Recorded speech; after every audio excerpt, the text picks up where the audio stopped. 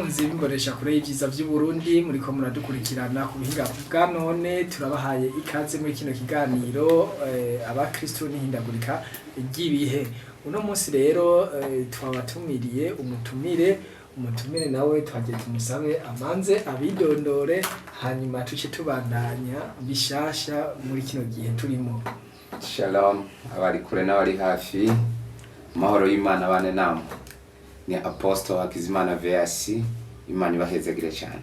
Ego apote turafise ibihe abakristo tugezemwo uno munsi turiko turahimbaza umunsi mukuru wa Noheri n'umunsi mukuru kurangiza umwaka. Ni ibihe bisanzwe bigoye kandi byoroshe kandi by'umunezero ku bakristo ndetse n'abatari abakristo bose iyo minsi bakayihimbaza.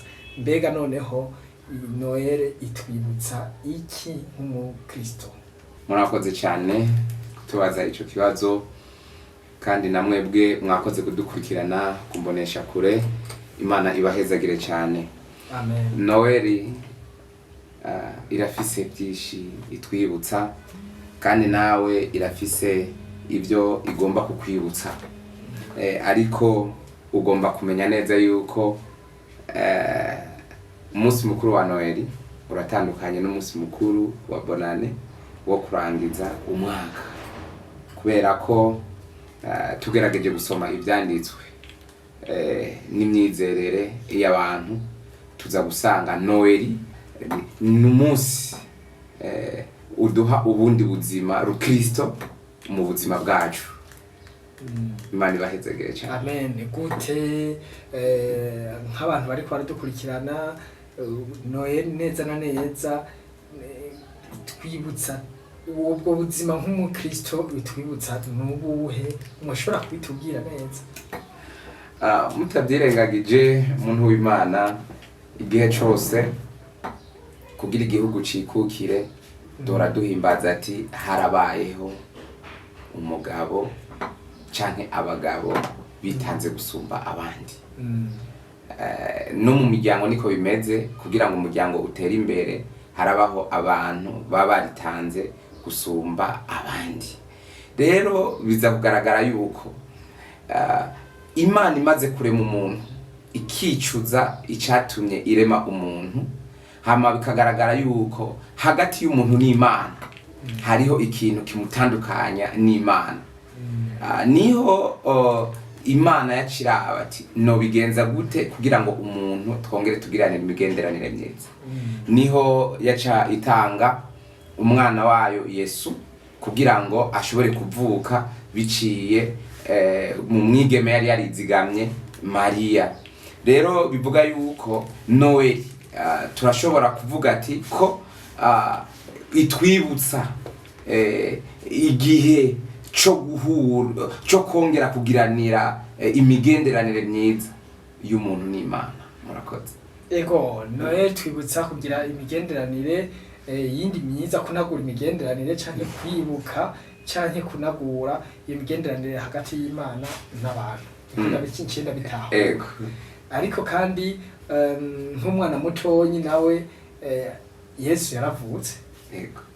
None ku Noheri hoho ntishobora kuvuga ko ari twibuka ivuka rya Yesu. Murakoze.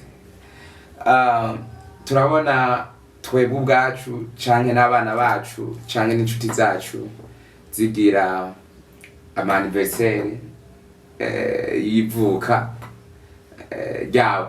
Ego.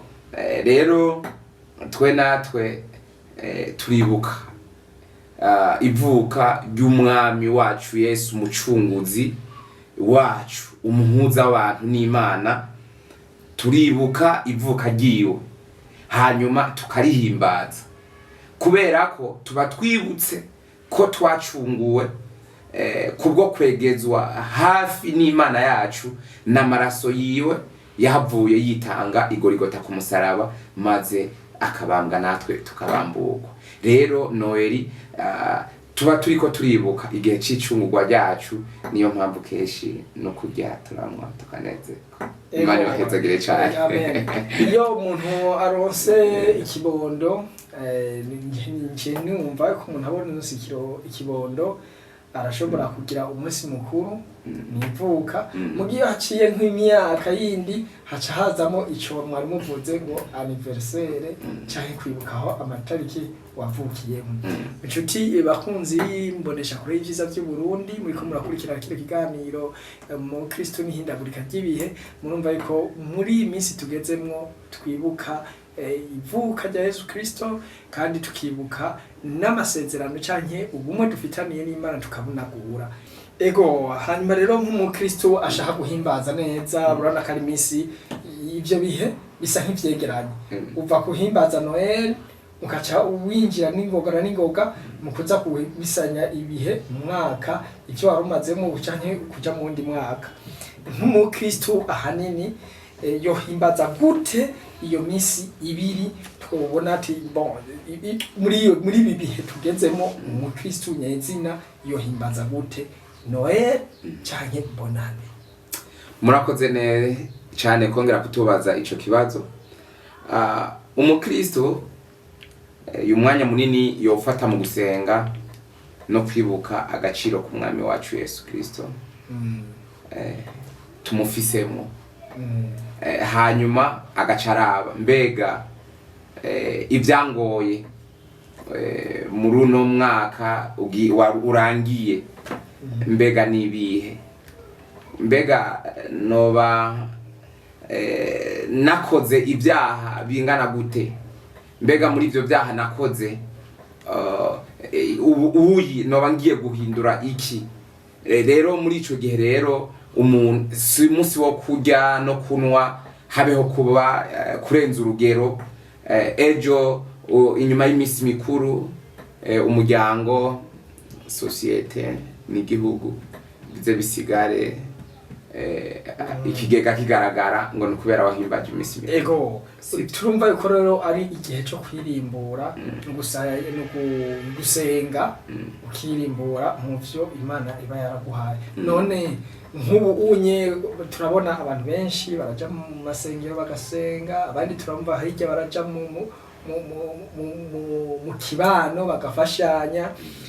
Mbega aho bijya byo hari co byoza byunganira mu guhimbaza Noheri cyane kurangiza mu mwaka mushasha? Murakoze cyane. Icambere cyo aba Kristo dukwiye kumenya ko Kristo Yesu yarakozwe mu rukundo.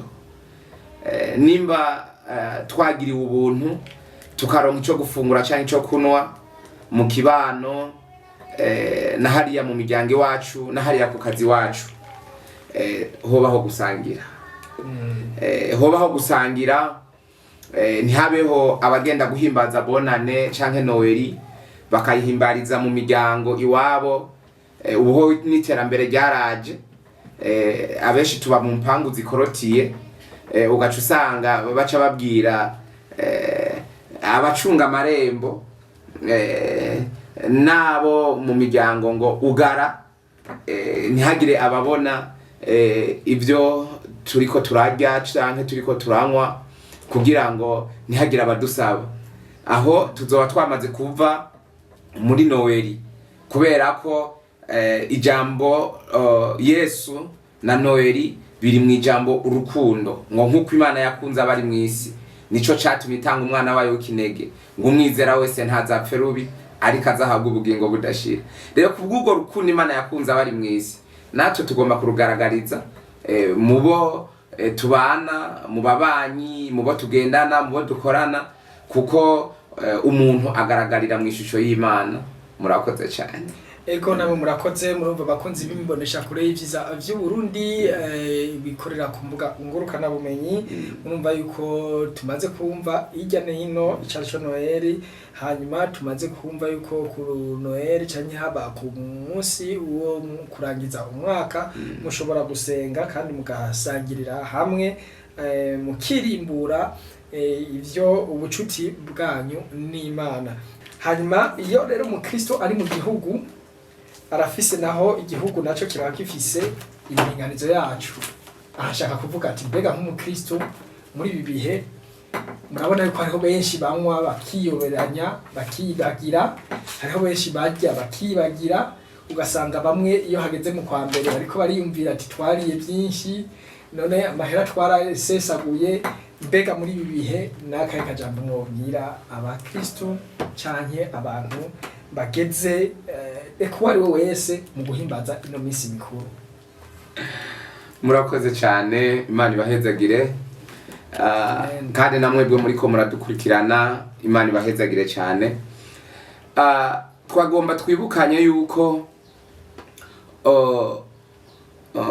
umuririmbyi yaririmbye avuga ngo mu mihana nibagukomera amashi nguze wibuke yuko wabayeho atanu kubabaye, kandi ngo wibuke yuko inzuzi zitemba ariko ntizuzure, kandi amaso araba ariko ntahage.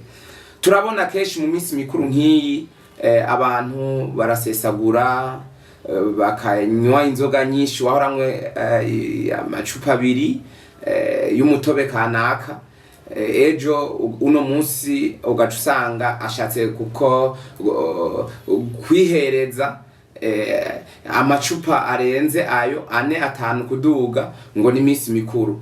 Ariko twibagire yuko iyi nda yacu iguma ikeneye ko ni nyuma y'iminsi mikuru izokenera, kandi n'uyu mubiri nawo kandi uguma ukeneye kwambara, yuko ni nyuma y'iminsi mikuru umubiri uzokenera kwambara, kandi n'indinganizo z'urugo nazo ko zitaja ziherana n'iminsi mikuru, kandi ni nyuma yaho ku rugo ruzokenera ibyo rwari rusanzwe rukenera. Kandi no mu gihugu nuko turabona amashirahamwe atandukanye canke ibisata bitandukanye.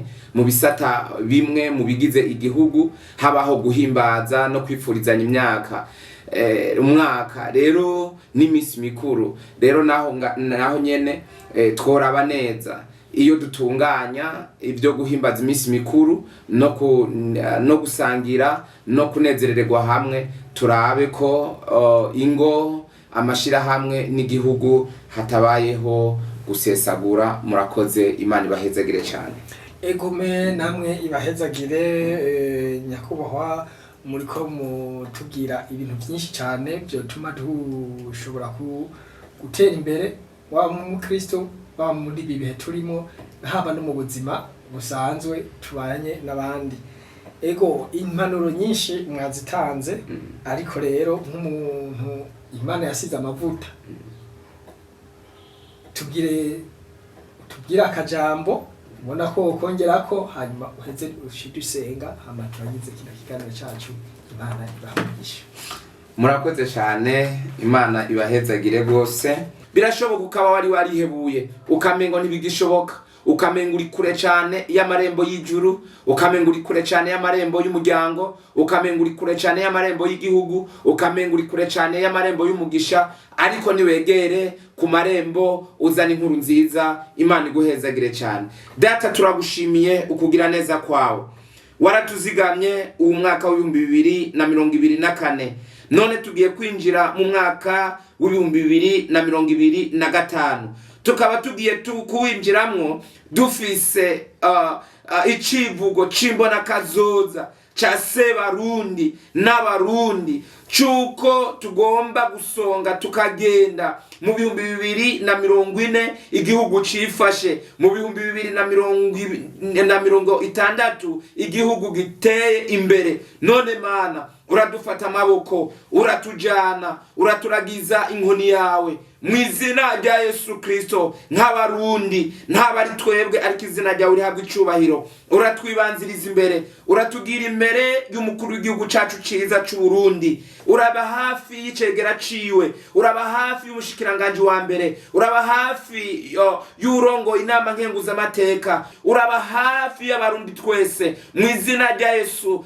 2025 uzoba umwaka mu izina rya Yesu Kristo wo kwemererwamo n'Imana, uzoba umwaka wo kuronkeramwo ubutunzi, uzoba umwaka wo guhishura ibyari byarahishijwe ku gihugu cyacu cy'u Burundi kubijanye n'ubutunzi. Nazaba ari twebwe, ariko izina ryawe rihabwa icubahiro. Imiryango n'igihugu, Mana, tuze tugire ibihe byiza n'amakungu. Afrika uraye na Oziya na Aziya bize bimenye ko Uburundi by'ukuri ari Edeni, umurima wa Afrika n'isi yose. Mu izina rya Yesu tubisenzemwo, amen.